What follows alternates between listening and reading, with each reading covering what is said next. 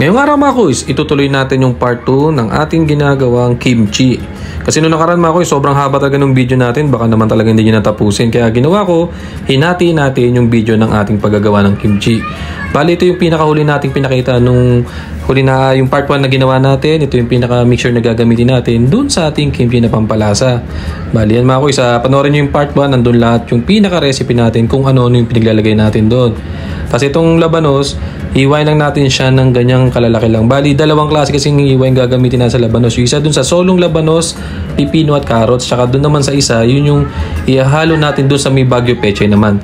Tignan nyo mga kus, malaking bagay talaga pag nabababad mo talaga yung pinakalabanos. Tignan nyo, kumukunat siya, hindi agad siya nababali. Tignan nyo, tinikman ko siya kung maalat, kung talagang nahugasan natin ng maayos, goods naman siya mga kus. Solid naman na talaga nahugasan natin ng paulit-ulit. Tapos ito namang pipino, gagawin naman natin dito, tatanggalin naman natin yung pinakabuto niya para hindi rin siya magtubig mga kuis. Pero pwede naman siguro sama, pero ako tatanggalin natin para ma-sure na mas solid yung ating gagawing kimchi na kasama tong pipino, labanos, carrots.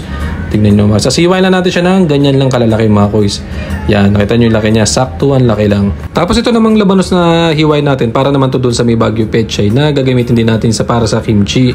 Hiway lang din natin siya ng maninipis. Mas maganda kasi pag maninipis to tsaka doon sa carrots para talagang pumasok doon sa paglalagay natin mamaya doon sa ating Baguio Pechay. Kasi ito iwanan natin ang katamtamang nipis yan mga kus kanyan. Pero nasa inyo naman mga kus kung gusto nyo pa rin medyo malaki-laki or mataba-taba, wala naman problema mga kus. Kayo naman ang kakain yan. Tsaka preference nyo naman, walang problema dyan. Tapos itong carrots, iwain din natin ng saktuan laki para naman to doon sa labanos, pipino at carrots. Medyo matataba siya ng konti. Tapos mamaya maghihiwa rin naman tayo ng maninipis para doon naman din sa kimchi na may Baguio Pechay. Ang gulo natin mga kuis to. Kaya na lang bala hindi mga kuis. Basta sa akin gusto ko lang may detalye sa inyo ng maayos. Tapos dito maglalagay tayo dito sa ating walang Baguio Pechay na kimchi ng maninipis na onion leeks mga kuis. So yung or daon ng sibuyas kung anong tawag nyo mga kuis. Tapos nakita nyo mga kuis, nugasan natin maigyan para yung mismong ugat niyan hindi na natin tanggalin.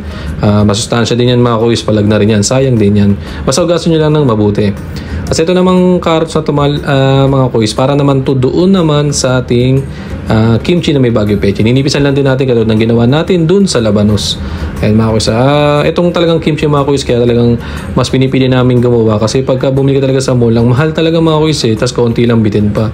Pero pagka ganito, talagang medyo matrabaho lang. Pero marami rin magagawa mo. Tas bibili ka talaga sa palengke yung talagang bagsakan para naman mas mura mo makuha tsaka mas fresh pa mga kuis.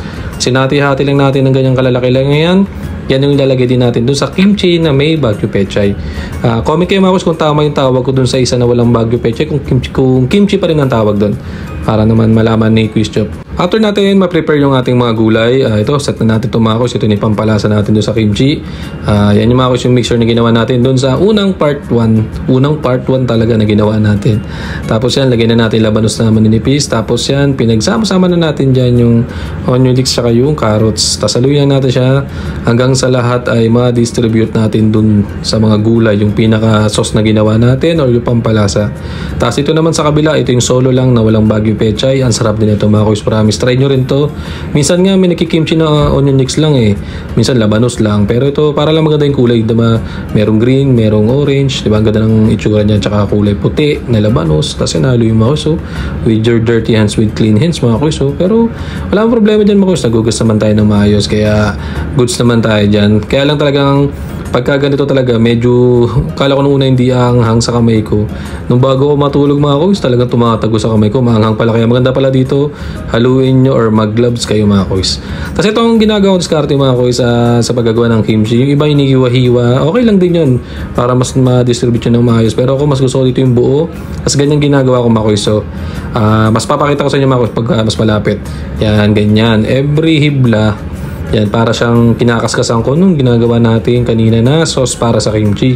Dahan-dahan lang natin lalagyan mga kuis para lang natin minamasahe or nirarab natin ng paganyan at paganon para lahat ay malagyan mga kuis. Yun naman mga kuis Tsaka dito huwag masyadong okay sa dami mga kuis kasi ito katagalan naman to talagang nung pag ako gumagawa dati masyadong maraming sauce na nagagawa ko medyo hindi ganun kasarap mga kuis tsaka maanghang.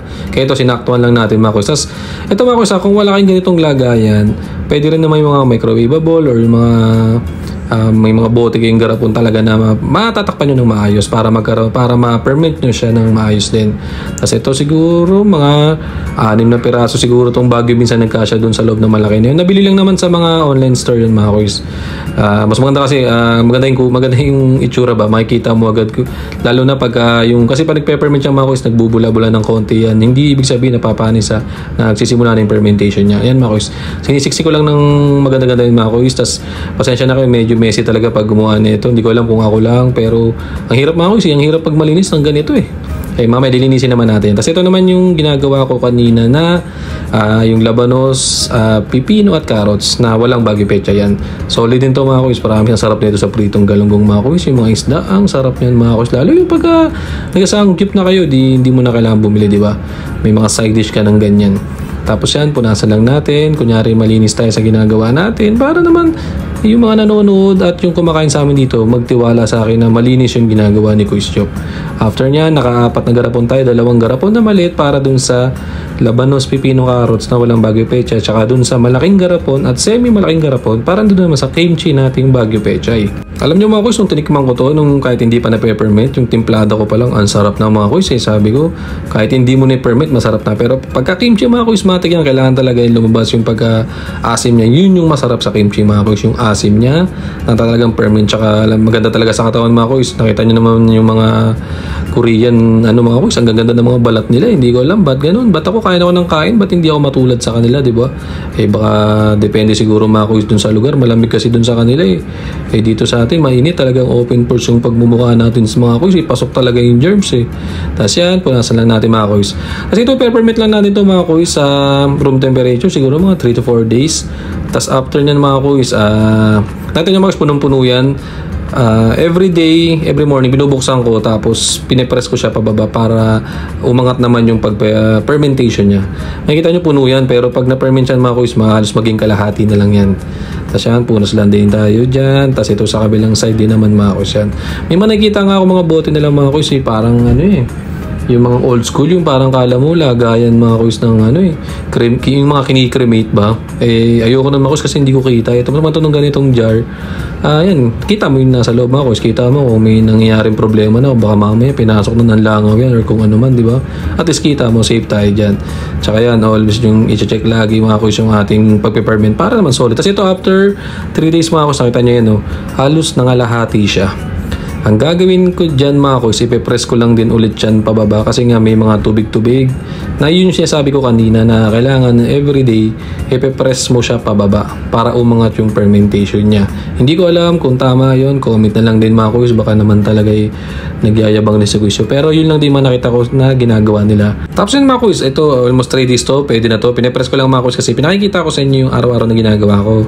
Tapos after mga 3 days to 5 days mga kuys, after nyo ilagay sa mga room temperature lang, yung hindi naarawan or nauulanan mga kuys, after nun pwede na kayo maglipat tapos ilagay nyo sa rep para naman mas tumagal yung inyong kimchi.